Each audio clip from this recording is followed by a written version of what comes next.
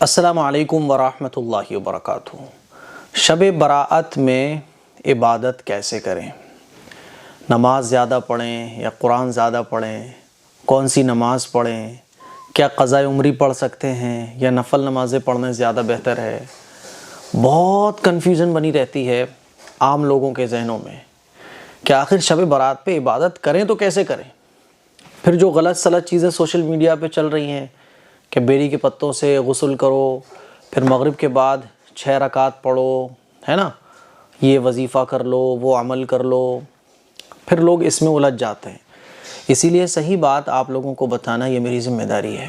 میرے عزیز بھائیوں، میری بہنوں، شب براءت کا مطلب ہے جہنم سے بری ہونے کی رات، اللہ کی مغفرت حاصل کرنے کی رات۔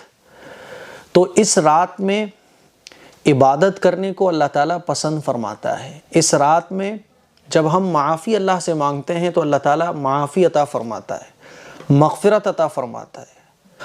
اللہ تعالیٰ کو اس رات میں بندے کا آنسو بہانا بہت پسند ہے۔ اللہ تعالیٰ کو اس رات میں بندے کا رونا، گڑ گڑانا، توبہ اور استغفار کرنا بہت پسند ہے۔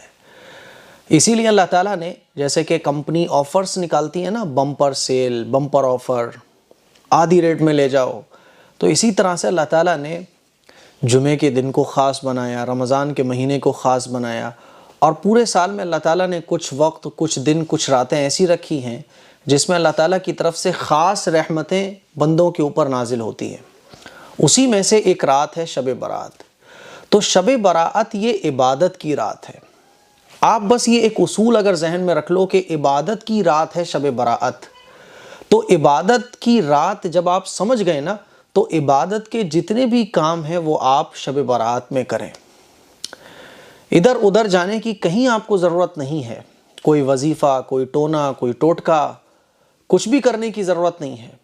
جو عبادت کے سادہ سمپل سے کام ہیں، قرآن مجید پڑھنا، نمازیں پڑھنا، اللہ سے دعا کرنا، توبہ استغفار پڑھنا، درود شریف پڑھنا، جتنے بھی عبادات کے کام ہیں وہ آپ کریے۔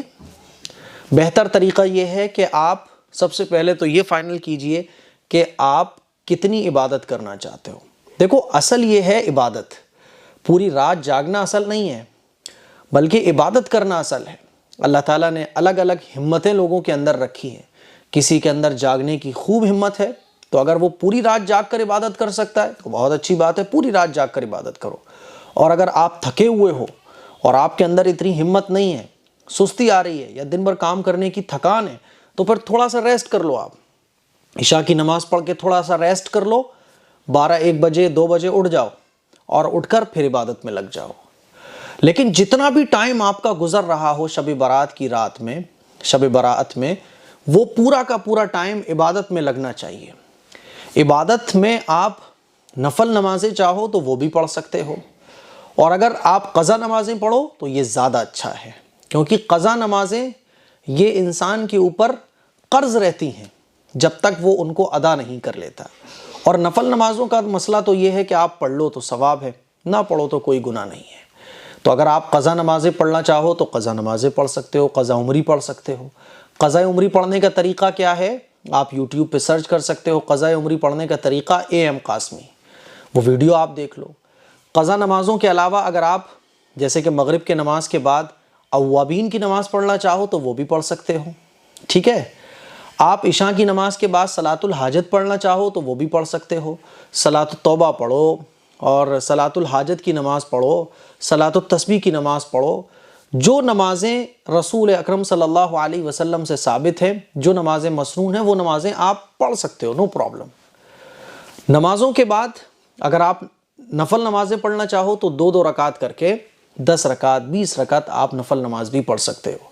ایک حصہ قرآن کے لیے بناؤ، تھوڑا سا قرآن کی تلاوت کرو، آدھا گھنٹہ، 1 گھنٹہ، پون گھنٹہ قرآن مجید کی تلاوت کرو۔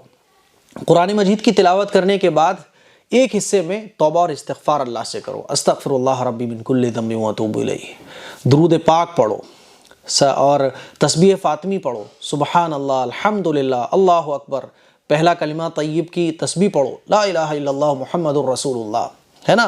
اور آخر میں دعا کا اہتمام، تہجد کے وقت، یعنی سحری کا ٹائم ختم ہونے سے پہلے سحری کرنے سے پہلے پہلے اللہ سے خوب دعا مانگو، مغفرت کی دعا مانگو، آخرت کی تمام بھلائیاں اللہ تعالیٰ سے مانگو، دنیا کی بھلائیاں مانگو، تو آخری جو حصہ ہے وہ دعا کے لیے خاص کرو۔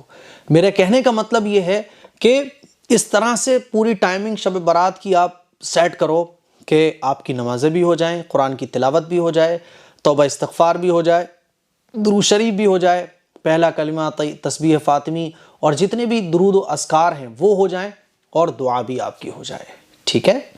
تو اس طرح سے آپ شب برات میں عبادت کر سکتے ہو۔ عبادت کے جتنے بھی کام ہیں وہ آپ کو شب برات میں کرنا ہے۔ عبادت کے کام آنکھ بند کر کے کرو آپ۔ کوئی نماز ایسی نہیں ہے کہ یہ سورت پڑھی جائے اتنی بار، اس طرح سے نماز پڑھنے کا کوئی خاص طریقہ ہو، کوئی خاص عمل شب برات کا ہو، کوئی خاص غسل ہو شب برات کا، ایسا کچھ بھی نہیں ہے۔ اسی لیے سمپل سا آسان سا طریقہ ہے شب برات میں عبادت کرنے کا، جو میں نے آپ لوگوں کے سامنے پیش کیا، اور اگلے دن کا روزہ رکھ لو۔ اگر آپ کا قضا روزہ ہے پہلے سے تو قضا روزے رکھو، وہ زیادہ اچھا ہے، اور اگر آپ کا قضا روزہ نہیں ہے تو آپ نفل روزہ رکھ سکتے ہو، ٹھیک ہے؟ تو مجھے امید ہے کہ شب برات میں عبادت کرنے کا طریقہ آپ کو پتہ چل گیا ہوگا۔ اس کلپ کو شیئر کریں، دوسروں تک پہنچائیں۔ السلام علیکم ورحمۃ اللہ وبرکاتہ۔